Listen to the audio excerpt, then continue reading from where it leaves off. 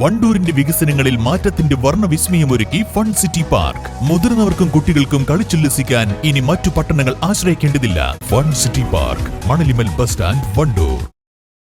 ടൗണിലെ വ്യാപാര സ്ഥാപനത്തിൽ മോഷണം. 1.5 ലക്ഷം രൂപയോളം നഷ്ടപ്പെട്ടു. കോവിലകം റോഡിലെ തൈക്കണ്ടി റസാക്കിന്റെ ഉടമസ്ഥതയിലുള്ള സ്റ്റോറിലാണ് ചൊവ്വാഴ്ച പുലർച്ചെ 2-നും 3-നും ഇടയിൽ മോഷണം നടന്നത്. കയ്യുറകൾ ധരിച്ച് കാവിമുണ്ടും നീലഷർട്ടും വേഷധാരിയായ മധ്യവയസ്കൻ കമ്പിപ്പാര കൊണ്ട് സ്ഥാപനത്തിന്റെ പൂട്ട് തകർക്കുന്നതും ഉള്ളിൽ കയറി മോഷണം നടത്തുന്നതുമെല്ലാം CCTV ദൃശ്യങ്ങളിൽ പതിഞ്ഞിട്ടുണ്ട്. ഇയാൾ തലയും മുഖവും തുണി കൊണ്ട് മറക്കുകയും ചെയ്തിരുന്നു.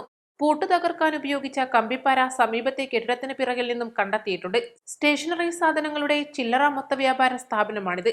എടക്കര പോലീസിന്റെ നേതൃത്വത്തിൽ അന്വേഷണം ആരംഭിച്ചു. മഴക്കാലമായതോടെ മേഖലയിൽ മോഷണങ്ങൾ വ്യാപകമായിട്ടുണ്ട്. 2 ആഴ്ചക്കിടെ എടക്കര പോലീസ് സ്റ്റേഷൻ പരിധിയിലെ മൂത്തേടം, മരത്തിൻകടവ്, നെല്ലിപ്പൊയിൽ എന്നിവിടങ്ങളിലും മോഷണം നടന്നിരുന്നു.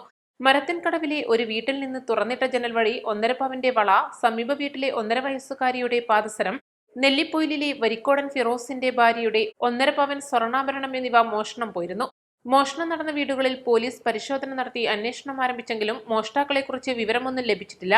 മഴക്കാലമായതോടെ മേഖലയിൽ മോഷണ സംഘങ്ങൾ വ്യാപകമായിരിക്കുകയാണ്. East live, Edakkara.